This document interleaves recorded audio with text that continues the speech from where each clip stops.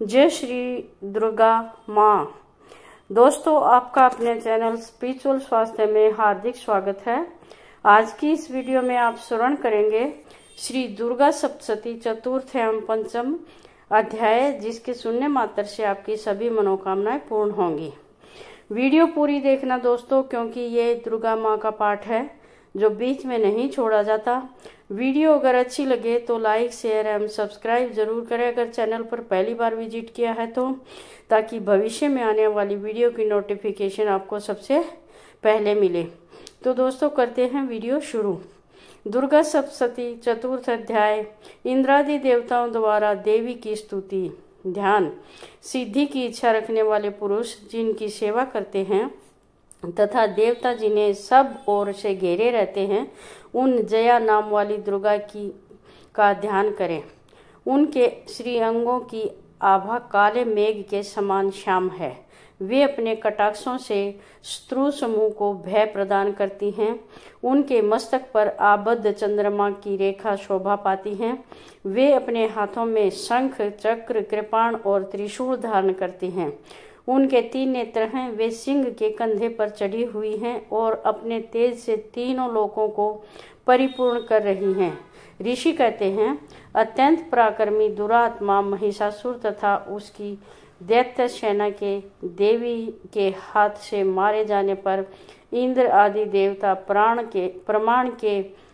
प्रणाम के लिए गर्दन तथा कंधे झुकाकर उन भगवती दुर्गा का उत्तम वचनों द्वारा स्तवन करने लगे। उस समय उनके सुंदर अंगों में अत्यंत हर्ष के कारण रोमांच हो आया था। देवता बोले, संपूर्ण देवताओं की शक्ति का समुदाय ही जिनका स्वरूप है तथा जिन देवी ने अपनी शक्ति से संपूर्ण जगत को व्याप्त कर रखा है, समस्त देवताओं और महर्षियों की पूजनीय उन जगदम्बा को हम भक्ति पूर्वक नमस्कार करते हैं। वे हम लोगों का कल्याण करें। जिनके अनुपम प्रभाव और बल का वर्णन करने में भगवान शेषनाग, ब्रह्मा जी तथा महादेव जी भी समर्थ नहीं हैं। वे भगवती चंडिका संपूर्ण जगत का पालन एवं अशुभ भय का नाश करने का विचार करें। जो पुण्यात्माओं के घरों में स्वयं ही श्री लक्ष्मी रूप से पापियों के यहाँ दरिद्रता रूप में शुद्ध अंत कारण वाले पुरुषों के हृदय में बुद्धि रूप से, सत्य पुरुषों में श्रद्धा रूप से तथा कुलीन मनुष्य में लज्जा रूप से निवास करती हैं, उन आप भगवती दुर्गा हम नमस्कार करते हैं। हे देवी, आप संपूर्ण विश्व का पालन कीजिए। देवी, आपके इस अचिंत्य रूप का असुरों का नाश करने वाले भारी पराक्रम का तथा समस्त देवताओं और दैत्यों के समक्ष युद्ध के प्रकट किए हुए आपके अद्भुत चरित्र का हम किस प्रकार वर्णन करें। आप संपूर्ण जगत की उत्पत्ति में कारण हैं। आप में सर्व सत्व गुण, रजोगुण और तमोगुण, ये तीनों गुण मौजूद हैं, तो भी दोषों के साथ आपका संसर्ग नहीं जान पड़ता। भगवान विष्णु और महादेव जी आदि देवता भी आपका पार नहीं पाते। आप ही सबका आश्रय हैं। यह समस्त जगत आपका अंशभूत है, क्योंकि आप सबकी आदिभूत अव्याकृता परा प्रकृति हैं। देवी, संपूर्ण यज्ञों में जिसके उच्चारण से सब देवता तृप्त लाभ करते हैं, वह स्वाहा आप ही हैं। इसके अतिरिक्त आप पितरों की भी तृप्ति का कारण है। अतएव सब लोग आपको स्वधा की भी कहते हैं। देवी, जो मोक्ष की प्राप्ति का साधन है, अचिंत्य महाव्रत स्वरूपा है, समस्त दोषों से रहित जितेंद्रिय तत्व को ही सार वस्तु मानने वाले तथा मोक्ष के अभिलाषा रखने वाले मुनि जन जिनका अभ्यास करते हैं, वह भगवती पराविद्या आप ही हैं।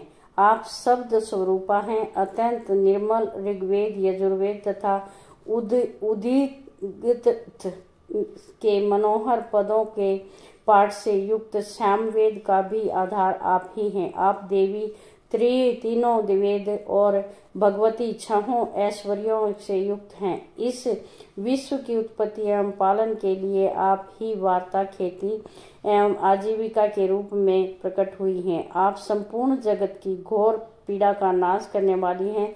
देवी जिससे समस्त शास्त्रों के सार का ज्ञान होता है वह मेधा शक्ति आप ही हैं। दुर्गम भवसागर से पार उतारने वाली नौका रूप दुर्गा देवी भी आप ही हैं। आपकी कहीं भी आसक्ति नहीं है। कैटभ के शत्रु भगवान विष्णु के वक्षस्थल से एकमात्र निवास करने वाली भगवती लक्ष्मी तथा भगवान चंद्रशेखर द्वारा सम्मानित गौरी देवी भी आप ही हैं। आपका मुख मंद मुस्कान से सुशोभित निर्मल पूर्ण चंद्रमा के बिंब का अनुकरण करने वाला और उत्तम सुवर्ण की मनोहर कांति से कमनीय है। तो भी उसे देखकर महिषासुर को क्रोध हुआ और सहसा उसने उस पर प्रहार कर दिया। यह बड़े आश्चर्य की बात है। देवी वही मुख जब क्रोध से युक्त होने पर उदयकाल के चंद्रमा की भांति लाल और तनी हुई भौं के कारण विकराल हो उठा, तब उसे देखकर जो महिषासुर प्राण तुरंत नहीं निकल गए। यह उससे भी बढ़कर आश्चर्य की बात है, क्योंकि क्रोध में भरे हुए यमराज को देखकर भला कौन जीवित रह सकता है। देवी आप प्रसन्न हो। परमात्मा स्वरूपा आपके प्रसन्न होने पर जगत का अभ्युदय होता है और क्रोध में भर जाने पर आप तत्काल ही कितने कुलों का सर्वनाश कर डालती हैं। यह बात अभी अनुभव में आई है, क्योंकि महिषासुर की यह विशाल सेना क्षण भर में आपके कोप से नष्ट हो गई है। सदा अभ्युदय प्रदान करने वाली आप जिन पर प्रसन्न रहती हैं वे ही देश में सम्मानित हैं। उन्हीं को धन और यश की प्राप्ति होती है। उन्हीं का धर्म कभी शिथिल नहीं होता तथा वे ही अपने हष्टपुष्ट स्त्री पुत्र और भृत्यों के साथ धन्य माने जाते हैं। देवी आपकी ही कृपा से पुण्य आत्मा पुरुष प्रतिदिन अत्यंत श्रद्धा पूर्वक सदा सब प्रकार से के धर्मानुकूल कर्म करता है और उसके प्रभाव से स्वर्गलोक में जाता है। इसलिए आप तीनों लोकों में निश्चय ही मनोवांछित फल देने वाली हैं। माँ दुर्गे आप स्मरण करने पर सब प्राणियों का भय हर लेती हैं और स्वस्थ पुरुषों द्वारा चिंतन करने पर उन्हें परम कल्याणमयी बुद्धि प्रदान करती हैं। दुख दरिद्रता और भय हरने वाली देवी आपके सिवा दूसरी कौन है, जिसका चित्त सबका उपकार करने के लिए सदा ही दयाद्र रहता है।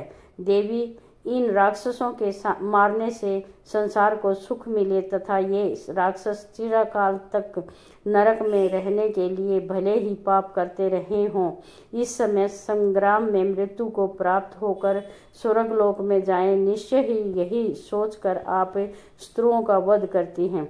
आप शत्रुओं पर शास्त्रों का प्रहार क्यों करती हैं? समस्त आसुरों की दृष्टिपात मात्र से ही भय क्यों नहीं कर देती हैं? इसमें एक रहस्य है। ये शत्रु भी हमारे शास्त्रों से पवित्र होकर उत्तम लोकों में जाएं, इस प्रकार उनके प्रति भी आपका विचार अत्यंत उत्तम रहता है। खड्ग के तेज पुंज की भयंकर दीप्ति से तथा आपके त्रिशूल के अग्रभाग की घनीभूत प्रभा से चौंधिया कर जो असुरों की आंखें फूट नहीं गई, उसमें कारण यही था कि वे मनोहर रश्मियों से युक्त चंद्रमा के समान आनंद प्रदान करने वाले आपके इस सुंदर मुख का दर्शन करते थे। देवी आपका शील दुराचारियों के बुरे बर्ताव को दूर करने वाला है। साथ ही यह रूप ऐसा है जो कभी चिंतन में भी नहीं आ सकता और जिसकी कभी दूसरों से तुलना भी नहीं हो सकती, तथा आपका बल और पराक्रम तो उन दैत्यों का भी नाश करने वाला है जो कभी देवताओं के पराक्रम को भी नष्ट कर चुके थे।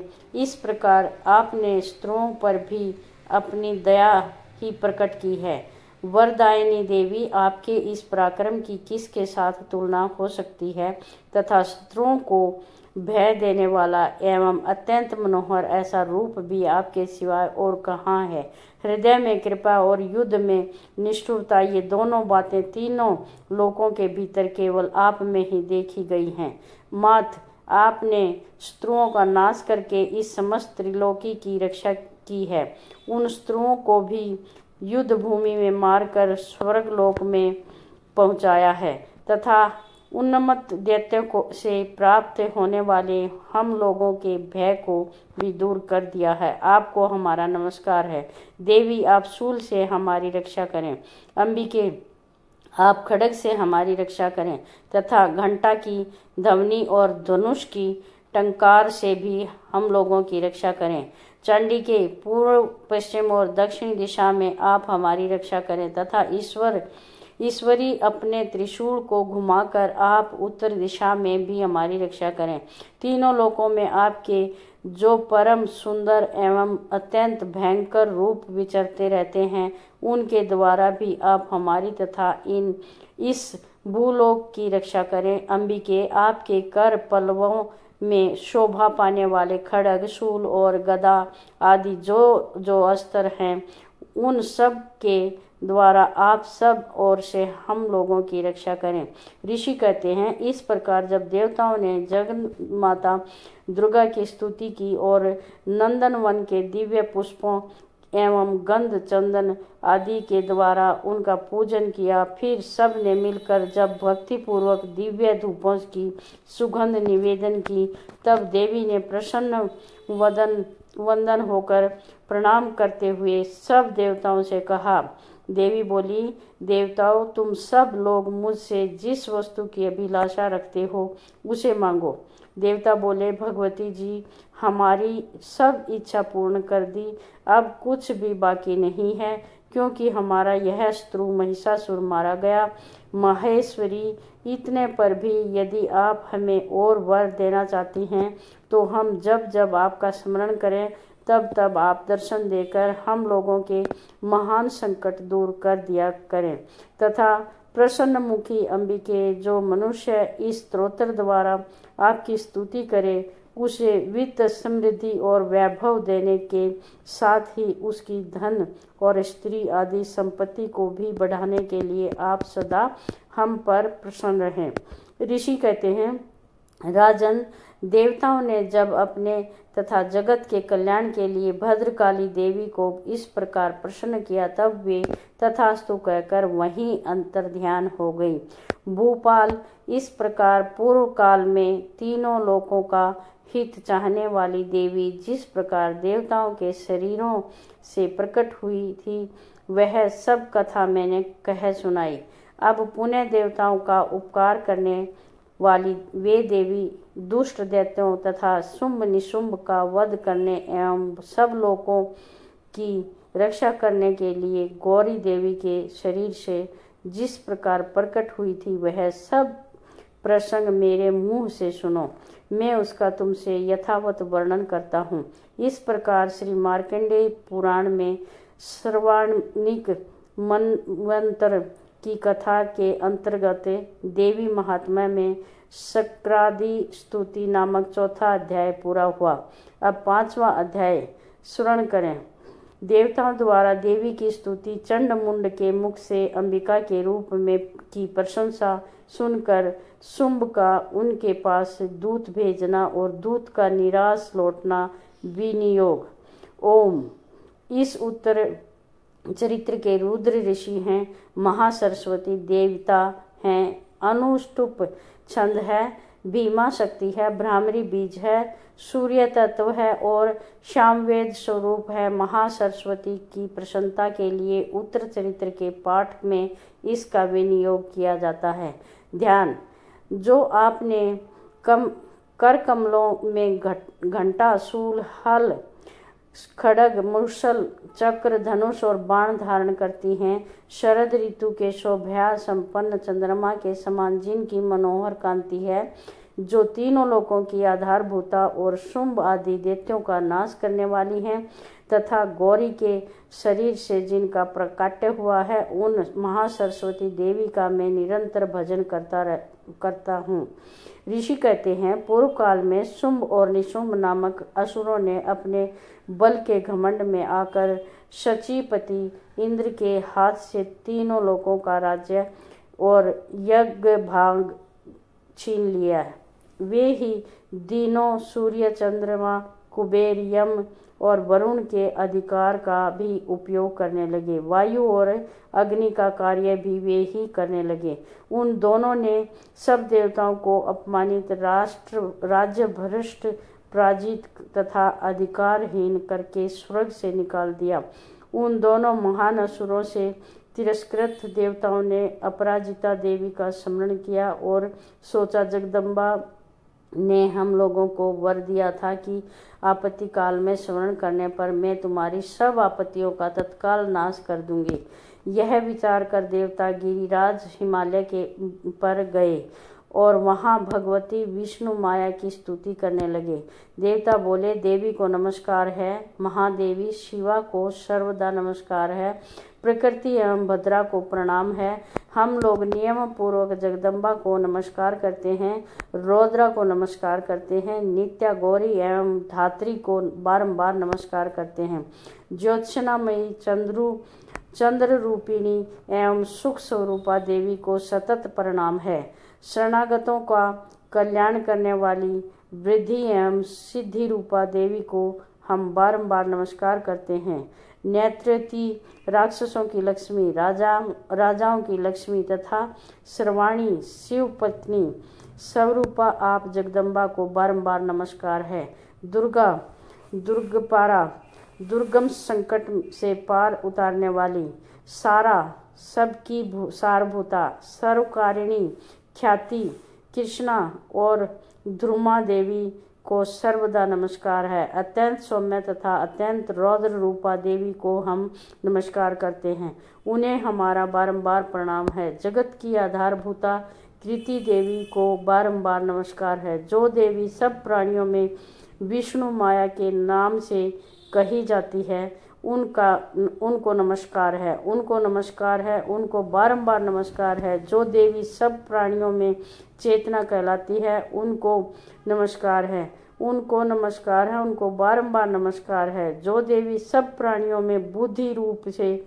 स्थित है, उनको नमस्कार है, उनको नमस्कार है, उनको बारंबार नमस्कार है। जो देवी सब प्राणियों में निद्रा रूप में स्थित हैं, उनको नमस्कार है, उनको नमस्कार है, उनको बारंबार नमस्कार है। जो देवी सब प्राणियों में क्षुधा रूप में स्थित है, उनको नमस्कार है, उनको नमस्कार है, उनको बारंबार नमस्कार है। जो देवी सब प्राणियों में छाया रूप में स्थित है, उनको नमस्कार है, उनको नमस्कार है, उनको बारंबार नमस्कार है। जो देवी सब प्राणियों में शक्ति रूप में स्थित है, उनको नमस्कार है, उनको नमस्कार है, उनको बारंबार नमस्कार है।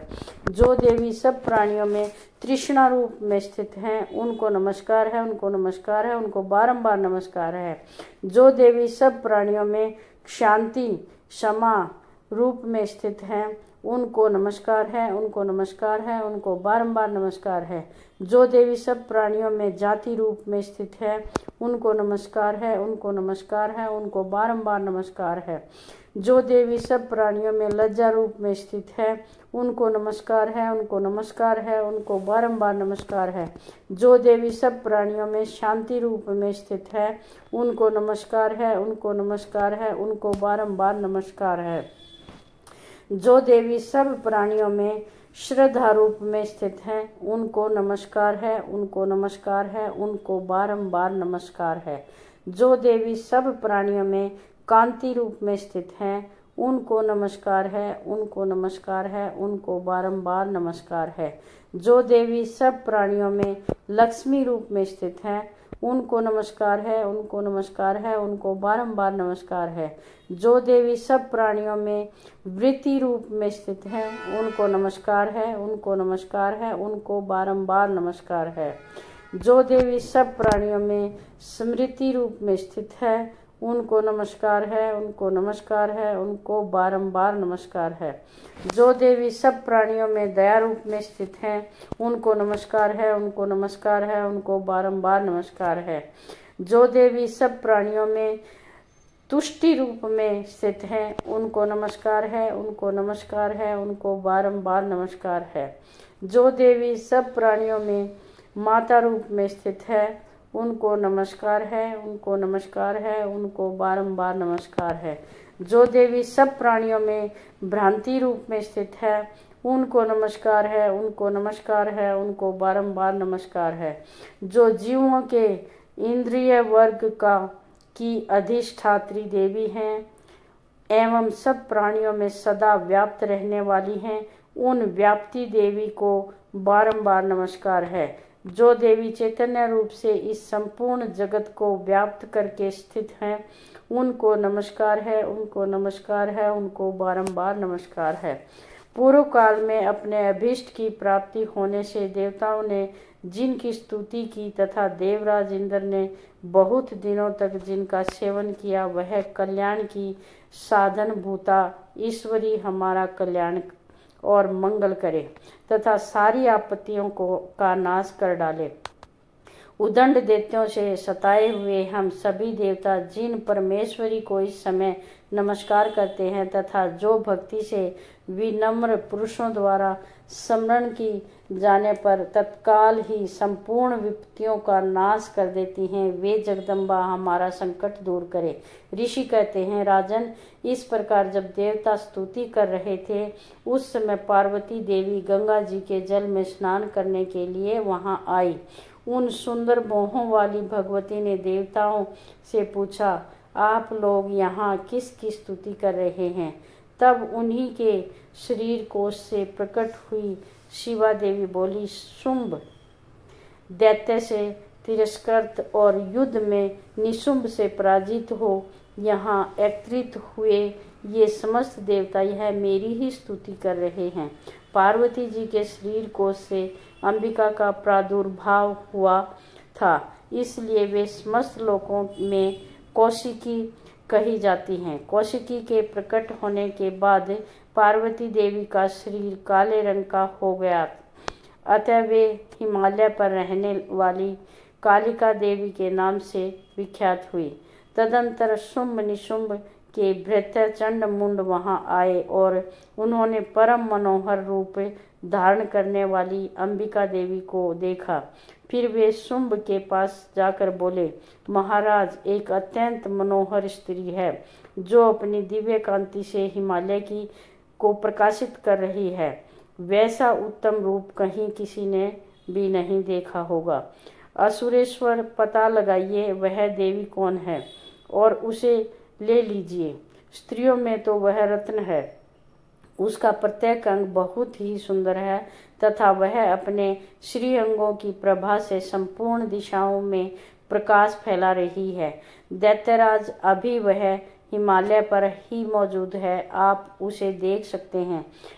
प्रभो, तीनों लोकों में मणि, हाथी और घोड़े आदि जितने भी रत्न हैं, वे सब इस समय आपके घर में शोभा पाते हैं। हाथियों में रत्नभूत ऐरावत, यह अपराजित का वृक्ष और यह उच्च श्रवा घोड़ा, यह सब आपने इंद्र से ले लिया है। हंसों से जुता हुआ जो केसरों से सुशोभित है और जिसके कमल कभी कुमलाते नहीं हैं, सुवर्ण की वर्षा करने वाला वरुण का छत्र भी आपके घर में शोभा पाता है तथा यह श्रेष्ठ रथ जो पहले प्रजापति के अधिकार में था, अब आपके पास मौजूद है।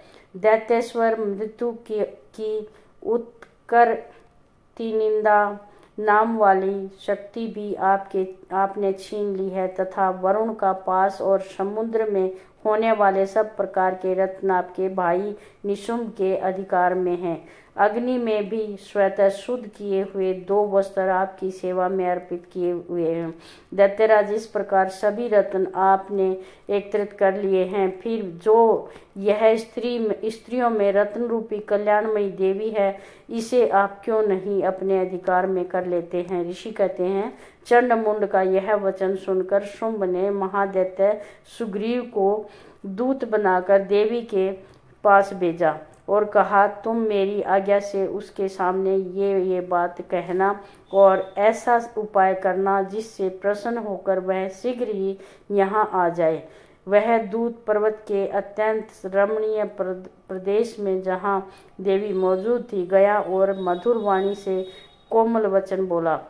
दूत बोला, देवी दैत्यराज शुंभ, इस समय तीनों लोकों के परमेश्वर हैं, मैं उन्हीं का भेजा हुआ दूत हूँ और यहाँ तुम्हारे पास ही आया हूँ।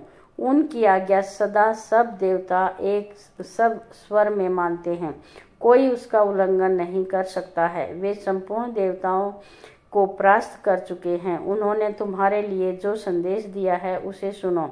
संपूर्ण त्रिलोकी मेरे अधिकार में है, देवता भी मेरी आज्ञा के अधीन चलते हैं। संपूर्ण यज्ञों के भागों की मैं ही पृथक पृथक भोगता हूँ। तीनों लोकों में जितने श्रेष्ठ रत्न हैं वे सब मेरे अधिकार में हैं। देवराज इंद्र का वाहन ऐरावत, जो हाथियों में रत्न के समान है, मैंने छीन लिया है। क्षीर सागर का मंथन करने से जो अम्र अश्वरत्न ऊंचे श्रवा प्रकट हुआ था, उसे देवताओं ने मेरे पैरों पर पकड़कर समर्पित किया है।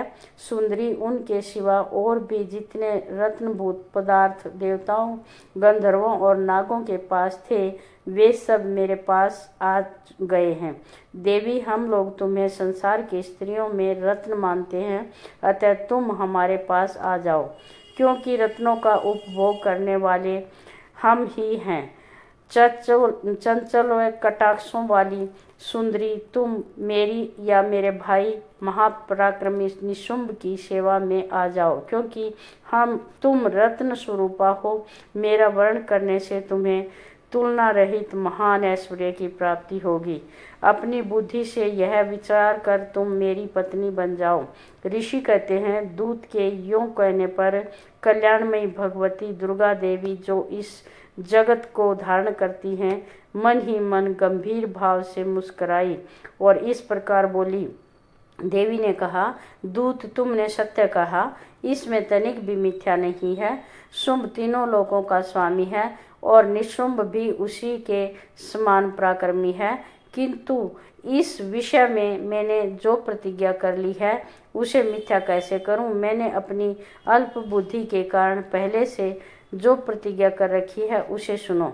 जो मुझे संग्राम में जीत लेगा, जो मेरे अभिमान को चूर्ण कर देगा तथा संसार में जो मेरे समान बलवान होगा, वही मेरा स्वामी होगा। इसलिए शुंभ अथवा महादैत्य निशुंभ स्वयं ही यहाँ पधारे और मुझे जीत कर शीघ्र ही मेरा पाणी ग्रहण कर ले। इसमें विलंब की क्या आवश्यकता है। दूत बोला, देवी, तुम घमंड में भरी हो, मेरे सामने ऐसी बातें न करो। तीनों लोकों में कौन ऐसा पुरुष है जो शुंभ निशुंभ के सामने खड़ा हो सके। देवी, अन्य दैत्यों के सामने भी सारे देवता युद्ध में नहीं ठहर सकते, फिर तुम अकेली स्त्री होकर कैसे ठहर सकती हो। जिन शुंभ आदि दैत्यों के सामने इंद्र आदि सब देवता भी युद्ध में खड़े नहीं हुए, उनके सामने तुम स्त्री